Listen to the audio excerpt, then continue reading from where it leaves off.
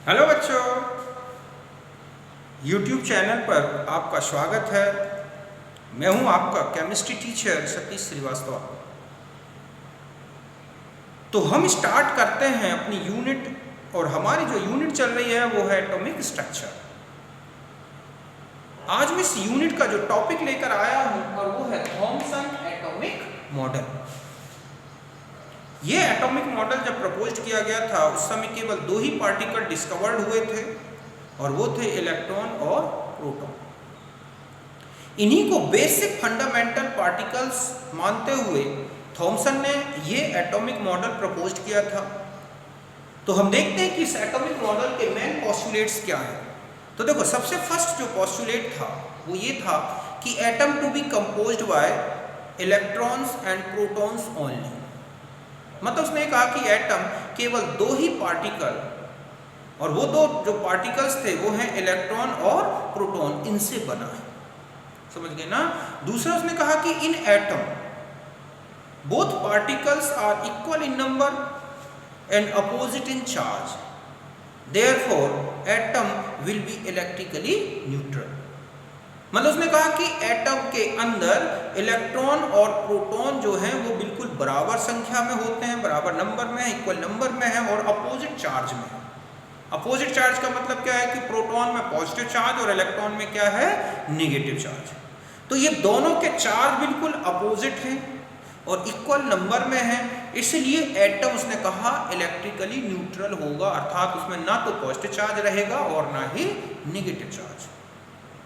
Third point उसने ये कहा है कि atom is the sphere of positive charge in which electrons are distributed as a seeds of watermelon. Therefore, this model also called watermelon theory.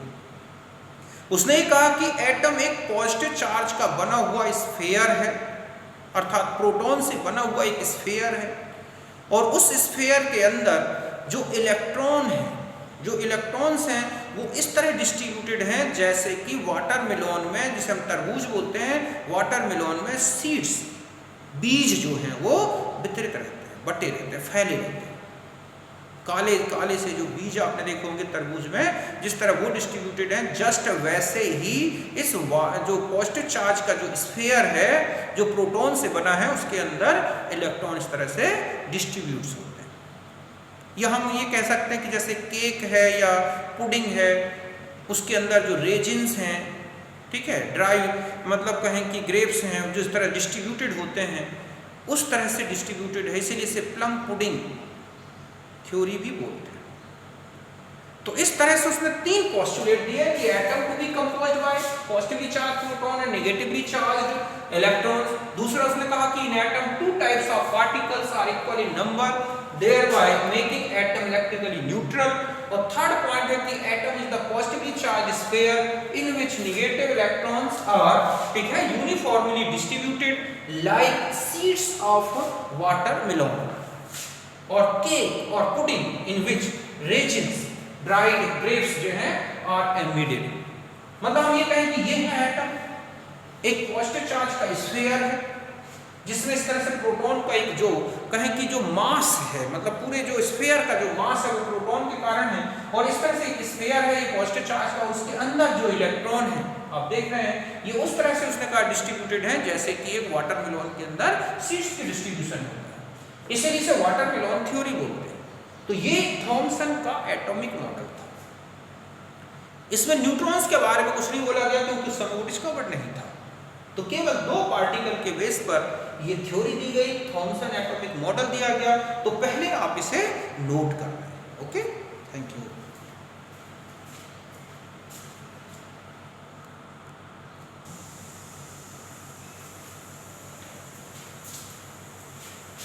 अब देखो, जो ये एटॉमिक मॉडल था वो इलेक्ट्रिकल न्यूट्रलिटी, एटम की जो इलेक्ट्रिकल न्यूट्रलिटी है उसको तो सही एक्सप्लेन करता है, क्योंकि दोनों पार्टिकल अपोजिट चार्ज के हैं और एक दूसरे को न्यूट्रल, एक दूसरे के चार्ज को न्यूट्रल करके रखते हैं, और एटम इलेक्ट्रिकली न्यूट्रल बना रहता है। लेकिन कुछ लिमिटेशंस हैं। जैसे पहला लिमिटेशन है कि it could not explain the Rutherford alpha scattering alpha rays scattering experiment. मतलब ये जो रदरफोर्ड का अल्फा रे स्कैटरिंग एक्सपेरिमेंट है उसको सही ढंग से एक्सप्लेन या कहें एक्सप्लेन नहीं कर सका। दूसरा जो इसका लिमिटेशन था, ठीक है, कि इसमें जो हम देखते हैं कि एटम में इलेक्ट्रॉन और प्रोटॉन अपना एक इंडिपेंडेंट एग्जिस्टेंस रखते हैं, तो उस इंडिपेंडेंट एग्जिस्टेंस को ये एक्सप्लेन नहीं कर सका। क्योंकि अगर हम देखते हैं कि पॉजिटिव चार्ज के अंदर नेगेटिव चार्ज अगर इस तरह से रहेगा तो ये आपस में ही क्या हो जाएंगे, एसोसिएटेड हो जाएंगे, चिपक जाएंगे, और फिर इनका कोई इंडिपेंडेंट एग्जिस्टेंस नहीं रह जाएगा, एक अलग से न्यूट्रल पार्टिकल बन जाएगा। फिर भी हम देखते हैं कि एटम के अंदर इलेक्ट्रॉन और प्रोटॉन एक दूसरे से बिल्कुल अलग हैं। तो इस तरह से कुछ लिमिटेशंस रह गए थे थॉमसन एटॉमिक मॉडल में।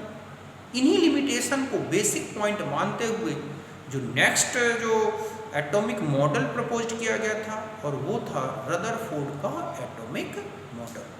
तो हम उसे लिखते हैं, ठीक है। तो आप इसकी ये लिमिटेशन लिख लें।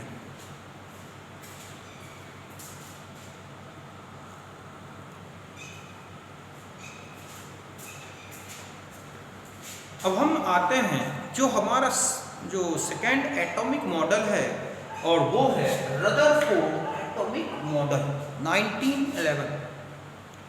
देखो जैसे ही थॉमसन मॉडल आया और उसने जो ये कहा कि एटम एक पॉजिटिव चार्ज का स्फीयर है और उसके अंदर इलेक्ट्रॉन वाटरमेलन के सीड्स की तरह डिस्ट्रीब्यूटेड हैं, तो उसी के बाद रदरफोर्ड ने ये देखने के लिए कि क्या एक्चुअल में एटम एक पॉजिटिव चार्ज का स्फीयर है, तो इसके लिए इन्होंने अपने कोवर्कर्स के साथ मिलकर एक अल्फा रे या अल्फा पार्टिकल स्कैटरिंग एक्सपेरिमेंट दिया था। अल्फा रेज जो होती हैं वो 2 पॉजिटिव चार्ज वाले जो हीलियम एटम्स हैं, समझ गए ना। अगर हम हीलियम आइंस बल्कि एटम नहीं आइंस 2 पॉजिटिव चार्ज वाले हीलियम आइंस लें, उन्हीं को हम बोलते हैं अल्फा पार्टिकल। उनका बम्बार्डमेंट कराया एक गोल्ड से बनी थिन प्लेट पर। अब आता है कि गोल्ड या प्लेटिनम कॉपर इनकी थिन प्लेट ले सकता था या ली है इसने, तो ये क्यों ली गई? तो इसका रीजन ये था कि अल्फा पार्टिकल काफ़ी हैवी है, मतलब 2 पॉजिटिव चार्ज है, तो वो आसानी से जो है गोल्ड प्लेट या हम कहें कि जो गोल्ड या प्लेटिनम का जो न्यूक्लियस है उससे आसानी से डिफ्लेक्टेड हो सके, इसके लिए उसने इस प्लेट का यूज़ किया था। तो इन्होंने क्या किया था कि एक गोल्ड की बहुत ही थिन प्लेट ली और रेडियम से निकलने वाले जो अल्फा रेस थे उनको उस गोल्ड प्लेट पर क्या किया, बम्बार्डेड किया और एक ZNS स्क्रीन लगा दी और उस पर होने वाली फ्लोरोसेंस के बेस पर ये प्रपोज किया। क्या देखा उन्होंने कि मोस्ट ऑफ अल्फा पार्टिकल, ठीक है, most of the alpha particles means 99.9% जो है passed through atom without any deflection. अर्थात उन्होंने ये देखा कि ज्यादातर 99.9% अल्फा पार्टिकल एटम से आर पार हो गए, ये हम कहें कि प्लेट से आर पार हो गए बिना किसी डिफ्लेक्शन के, मतलब स्ट्रेट लाइन में सीधे निकल गए, समझ गए ना। दूसरा क्या देखा उन्होंने कि फ्यू अल्फा पार्टिकल्स थे वर डिफ्लेक्टेड थ्रू स्मॉल एंगल। कुछ अल्फा पार्टिकल अपने पाथ से चलते चलते कुछ डिफ्लेक्टेड हो गए कुछ एंगल में। तो उन जो पार्टिकल्स का डिफ्लेक्शन हुआ कुछ एंगल्स में, वो क्यों हुआ अभी हम ऑब्जर्वेशन में देखते हैं। और थर्ड देखा उसने कि very few 1 of the 20,000 alpha particles very few return back original path, मतलब बहुत ही कम अल्फा पार्टिकल अपने ओरिजिनल पाथ पर रिटर्न हो गए, वापस लौट के आ गए।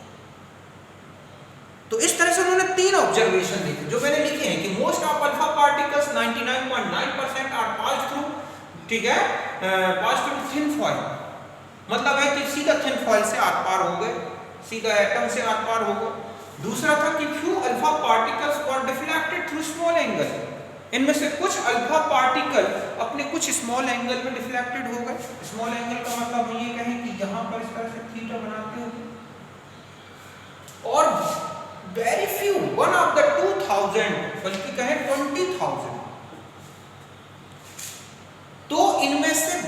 बहुत ही कम अपने ओरिजिनल पाथ पर रिटर्न बैक हुए।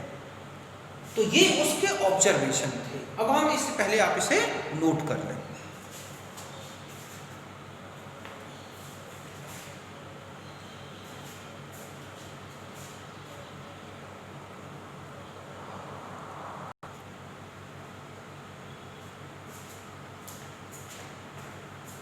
अब देखो, रदरफोर्ड ने अपना जो अल्फा रे एक्सपेरिमेंट किया उसके बेस पर जो ऑब्जर्वेशन मिले उसको, उसके बेस पर जो कुछ रिजल्ट्स दिए। सबसे पहला ये था कि उसने देखा कि most of the alpha particles passed through atom without any deflection. तो उसने ये कहा कि सफिशिएंट, इट मींस क्या कह रहा है कि it means sufficient empty space with in atom, मतलब ज्यादातर अल्फा पार्टिकल आर पार हो गए, इस तरह से निकल गए आर पार। इसका मतलब है कि एटम का ज्यादातर जो उसका स्पेस है अंदर वो एम्प्टी है, खाली है। क्यों? क्योंकि कोई डिफ्लेक्शन नहीं हो रहा है। दूसरा जो उसने ऑब्जर्वेशन देखा था कि few alpha particles deflected through small angle, ठीक है, तो उसने ये कहा कि ऐसा क्यों हुआ कि कुछ अल्फा पार्टिकल अपने जो पाथ से वो डिफ्लेक्टेड हो गए। तो उसने कहा कि इसमें एटम के अंदर एक हैवी पॉजिटिव चार्ज वाला एक सेंट्रल पार्ट है, जो उस पार्ट के आसपास से गुजरा, उसके रिफ्लेक्स कहें कि उसके रिपल्सन के कारण वो अपने इस पाथ से क्या हो गया, डिफ्लेक्टेड हो गया। मतलब ये है कि there is a heavy positive charge mass present in the centre of atom. मतलब दूसरे ऑब्जर्वेशन पे ये स्पष्ट कर दिया कि एटम के अंदर एक सेंटर में एक ऐसा हैवी पॉजिटिव चार्ज वाला कोई मास है जो वहां से निकलने वाले अल्फा पार्टिकल्स को क्या करता है, एक रिपेल कर देता है। थर्ड है कि उसने कहा कि आपने देखा कि बहुत ही कम 20,000 में से एक alpha particle return back to original path. इसका मतलब ये है कि जो अल्फा पार्टिकल उस हैवी पॉजिटिव चार्ज से बिल्कुल जाके टकराने वाला था, अर्थात उसके बिल्कुल सामने से जा रहा था, वो उसके रिपल्सन के कारण अपने ओरिजिनल पाथ पर रिटर्न हो गया। और बहुत कम क्यों हुए रिपल्सन, मतलब रिटर्न बैक बहुत ही स्मॉल नंबर में, क्योंकि जो उसने कहा ये पॉजिटिव चार्ज है बहुत ही छोटे से रीजन में।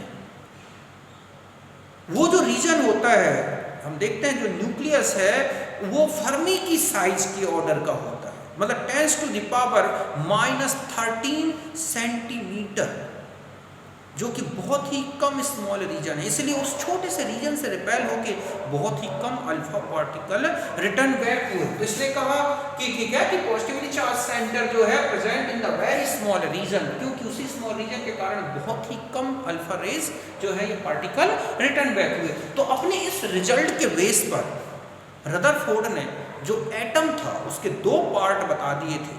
पहला बताया था न्यूक्लियस और दूसरा था एक्स्ट्रा न्यूक्लियर पार्ट। न्यूक्लियस उसने कहा क्या कि इट इज कहें कि centre massive core carry total positive charge total mass of atom. उसने कहा कि जो न्यूक्लियस है वो एटम का एक सेंट्रल मासिव कोर है, एक मास वाला पार्ट है जो एटम का टोटल मास और टोटल पॉजिटिव चार्ज को कैरी करता है और बहुत ही स्मॉल रीजन में रहता है। और दूसरा जो पार्ट बताया वो था extra nuclear part. Extra nuclear part का मतलब होता है कि space around the nucleus where electron revolve in circular path which called orbit. उसने कहा कि एटम के न्यूक्लियस के चारों तरफ का जो स्पेस था उसको उसने कहा एक्स्ट्रा न्यूक्लियर पार्ट। यहां पर उसने कहा इलेक्ट्रॉन एक सर्कुलर पाथ पर रिवॉल्व करते हैं न्यूक्लियस के चारों तरफ, इनको ऑर्बिट बोलते हैं। तो इस तरह से हम ये कहें कि mainly Rutherford theory is related to the discovery of nucleus. Rutherford ने एटम के अंदर न्यूक्लियस की डिस्कवरी कर दी थी और इस तरह से अपना एटॉमिक मॉडल दिया था कि ये है एटम का न्यूक्लियस और ये है उसका एक्स्ट्रा न्यूक्लियर पार्ट जहां पर इलेक्ट्रॉन इस तरह से रिवॉल्व करते हैं। और उसने न्यूक्लियस की रेडियस का एक फॉर्मूला दिया था 1.4 × 10⁻13 a का पावर 1/3 और सेंटीमीटर, जहां ये क्या है एटॉमिक मास। मतलब इस तरह से हम ये कहें कि जो न्यूक्लियस की रेडियस है और एटॉमिक मास उसका ये रिलेशन है। इसका मतलब है कि एटॉमिक मास बढ़ेगा तो रेडियस न्यूक्लियस की बढ़ेगी और इस तरह से लगभग 6 फर्मी तक ही मैक्सिमम चेंज होती है। मतलब ज्यादातर एटम की न्यूक्लियस की साइज लगभग सेम बनी हुई है, कोई खास डिफरेंस नहीं है। तो आप इसके ये रिजल्ट्स लिख लें, ये डायग्राम, और इस तरह से फिर हम ड्रॉबैक्स बताते हैं इसके।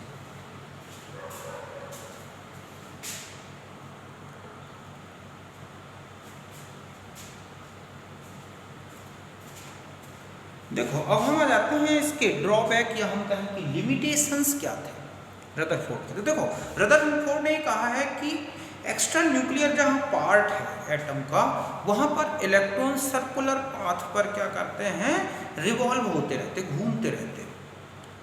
तो एक मैक्सवेल इलेक्ट्रोडायनामिक थ्योरी है, उसमें ये कहा क्या कि जब एक चार्ज के चारों तरफ दूसरा कोई अपोजिट चार्ज रिवॉल्व करेगा, तो उस रिवॉल्व करने वाले पार्टिकल की जो एनर्जी है वो वेव के फॉर्म में क्या होगी, जो है लूज हो जाएगी, मतलब धीरे धीरे उसका लॉस होता जाएगा उसकी एनर्जी का, और अंत में अल्टीमेटली क्या होगा, वो पार्टिकल जो रिवॉल्व कर रहा है वो सेंटर में आके क्या हो जाएगा, गिर जाएगा।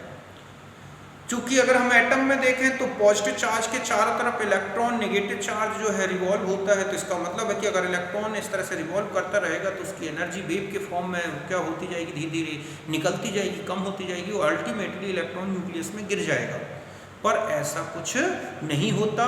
इलेक्ट्रॉन और प्रोटॉन अपना एक इंडिपेंडेंट एग्जिस्टेंस बना के रखते हैं, और इलेक्ट्रॉन रिवॉल्व हो रहे हैं, फिर भी इस तरह से कोई तो एनर्जी का क्या हो, एमिशन नहीं हो रहा है। तो इस फिनोमिना को पूरा सही ढंग से एक्सप्लेन नहीं कर पाया ये।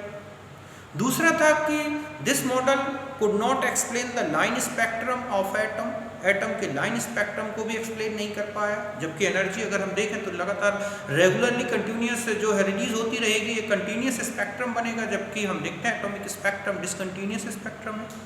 तो इस तरह से कुछ ड्रॉबैक्स रह गए थे रदरफोर्ड थ्योरी के, जो उनको एक्सप्लेन नहीं कर पाया। लेकिन एक बेसिकली अगर हम ये कहें कि टोटल ओवरऑल अगर हम इसका कंक्लूजन देखें तो ये मॉडल जो है वो एटम के न्यूक्लियस की डिस्कवरी से रिलेटेड है। तो इस तरह से न्यूक्लियस की डिस्कवरी हो गई, एक्स्ट्रा न्यूक्लियर पार्ट की डिस्कवरी हो गई। इसके बाद जो बोर थ्योरी आती है वो टोटल एक्स्ट्रा न्यूक्लियर पार्ट से रिलेटेड है। तो हम उस मॉडल को नेक्स्ट वीडियो में देखेंगे। तब तक के लिए बाय, सी यू, हम मिलते हैं नेक्स्ट वीडियो में। Okay, thank you.